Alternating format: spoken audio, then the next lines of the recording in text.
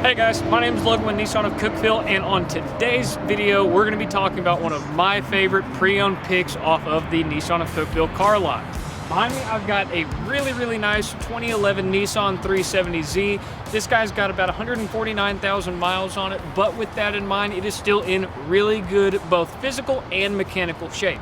There are a couple bits and bobs here and there, but for the most part, overall, this is still a very clean vehicle, and I want to show you guys why it is my pre-owned pick of the day. Alright guys, so under the hood, the namesake of the 370Z badge is this beautiful 3.7 liter VQ series V6 engine that is legendary in Nissan's lineup of engine technologies. This one has been specifically outfitted with a dual intake system from K&N. It is a Typhoon intake, and it really just opens up the stock airbox of this vehicle and lets the engine breathe just that much more. It is going to increase the horsepower output just a little bit. The exact figure I'm not quite sure, but we've also done some exhaust work on this vehicle as the dealership as well. We actually sent it off and had a whole new exhaust system installed. That way it sounds good, breathes good, and performs the best. Alright guys, so around back of the Z, I want to talk about one of my favorite things, and that is the cargo space. Every single sports car has always got the issue of it's a great fun to drive vehicle, but you can't really do anything with it because there's nowhere to put your backpack. The 370Z changes that.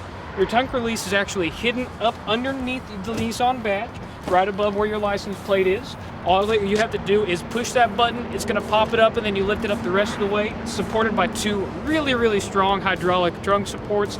And back in here you can see you've got plenty of cargo space. Right back in there you can actually see an aluminum strut brace that is directly mounted to the chassis of the vehicle. That helps stiffen it up and make it that much more agile around turns. Now back here, you might not be able to tell, but you can actually fit two full-size golf club bags back here. That way you know you've got plenty of storage space. Alright guys, so on the interior of the 370, it's like you are sitting in your own little spaceship in here. This is a very driver-centric cockpit, meaning everything is kind of angled toward the driver, making it really easy to control on the fly. Now, the passenger seat where my cameraman is still a very open space, and he is just about as tall as I am, and he looks just as comfortable as I am. Now, this is a very adjustable manual seat. I've got plenty of adjustment knobs and dials over here on the side. That way I can fine-tune the driving position. This is a sports car after all. And then, of course, it is also a manual slide forward and back located on the front right corner of the seat. Same thing on the passenger, just front left corner. Now, of course, we have the awesome close ratio 6-speed manual.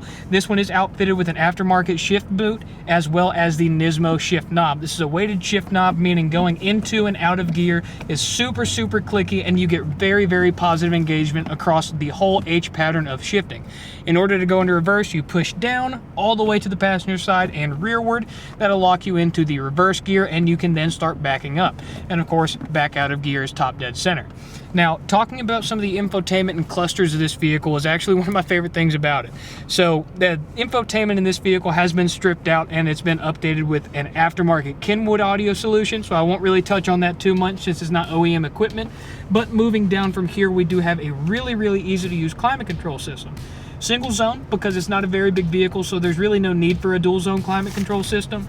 Very easy to use and responsive fan speed controls, temperature, and of course the mode switch over there. Now, in a sports car, I've already touched on this, not a whole lot of storage options, but on the 370, just like the trunk, we are changing things. You've got a very large storage pocket right here, and then your center console is very large as well. You have tons of storage space throughout this specific vehicle, and then of course the one cup holder mounted up there. The passenger's got a secondary cup holder in their door, so don't think that Nissan left the passenger out of the equation. You've got a 12-volt power supply in here that is very easy to use because you've got a cable management hole right there behind the e-brake that we can run a cable out, have your phone sat anywhere, or even get a cup holder phone mount. Very versatile vehicle to sit in. Now, your steering wheel is one of my favorite things about this vehicle, because whenever you go to adjust the steering wheel by unlocking underneath the steering column, you lift up the entire steering wheel and steering column as well as your gauge cluster as well. So whenever you get your nice driving position, you don't have to worry about your steering wheel blocking out any of the information that is in your cluster. Speaking about the cluster, you've got tons of info on there. Now, on the left side, we've got a fuel gauge and range. It's actually a very nice little display that shows me my range, and then a row of LED lights that shows me how full my fuel tank is. just below that, I've also got my coolant temperature. Same exact thing, a row of LEDs, and then one indicator light to show me exactly where my coolant temperatures are. On the center, I've got a very, very nice tachometer. This engine redlines at 7,500 RPM, and you will see just how fun it is to get up to that on the driving portion of this video. And the right side of the gauge cluster, I've got the analog speedometer as well. I've also got 3 smaller clusters up here in the central point of the dashboard, going from far left to far right. I've got an engine oil temperature, a battery voltmeter, and then on the far right, a really nice digital clock that keeps you on tabs of the time at all times. Not only that, but the viewing angle of this vehicle is very, very easy to use. There's not a whole lot of blind spots, but without further ado, let's go ahead and take it out on the road. All right, guys, so now we've got the Z on the road. I am currently chilling out in 5th gear, 40 miles an hour, right at 2,000 RPM. So there's not really any drone that you have to deal with. Now, just did a quick heel toe rev match downshift, and this is a very responsive vehicle to drive. Coasting now to a stoplight out of gear. Brakes are very, very soft and supple, but they still stop the vehicle extremely well. Now, of course, on the higher trim levels of the Z, there were optional sport brakes, especially on the Nismo trim. But down here on the Sport Touring trim, still a very, very accommodating braking setup. Now, the clutch in this vehicle is definitely something to get used to. It is a very high stress and very sporty clutch. With that being said, you know what's going on with it. Very, very apparent braking point and very, very fun to drive. There is going to be some shift shock as you get used to the vehicle. I'm still not used to it myself, but to each their own, and every single manual is going to take some time to learn how to drive. I'll see you guys once we get out onto a more open road. All right, guys, so now that I've got the Z on the highway, it is apparent that I could honestly daily drive this if I had to. It is a very comfortable sports car. It is still very flicky and nimble. The turn in is very, very predictable. I love the steering ratio. It's very easy to just flick it into a corner and know what it wants to do, but it still respects what you want to do. It's a very, very easy to control vehicle, and I'm approaching some traffic up here, so we're gonna see how it handles in that. But so far, very, very comfortable drive on the highway, and the suspension is actually really accommodating whenever you go over bumps. I was at first under the impression that a sports car that's about a decade old at this point was gonna beat me to death on some bumps on the highway, but honestly, not yet. I'll see you guys once we get on the interstate. All right, guys, so we are about to merge onto the interstate. I'm going to push the car a little bit, but I don't want to do anything crazy, so let's see what we can do.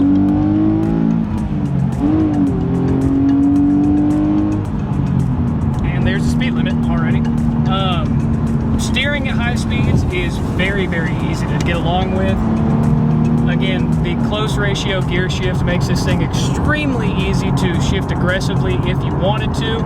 But if you wanted to just have a more laid back experience like what we're dealing with right now, put it in 6th and just go. Just kind of do your own thing. Very easy to control with one hand.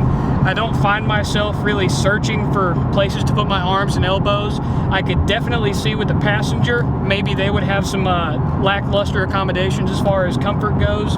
But for the driver, as a driver's car, the Z ceases to impress me.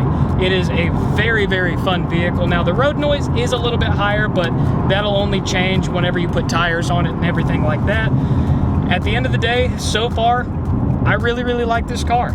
We'll see you guys back at the car lot to do the exterior walk around and give you guys a few final thoughts. All right, guys, so to round things off, I love the Z. The VQ engine has so much characteristic. It's got a very, very long power band that it revs to so quickly. It is a very fun vehicle to drive. From a daily driver standpoint, I could see some people wanting to go one way or the other about this car, but overall, it is a very, very fun to drive car. And if you are looking for the ultimate driver's machine experience, and if you want to get it for less than $20,000, I can't really find any other better options. With that being said, my name's Logan with Nissan of Cookeville, and this was the 2011 Nissan 370Z Sport Touring with the 6-speed manual close ratio gearbox. Thank you guys for taking the time to watch this video. Be sure to leave a thumbs up and subscribe if this is the type of content you guys enjoy seeing. Thank you guys, and have a fantastic rest of your day.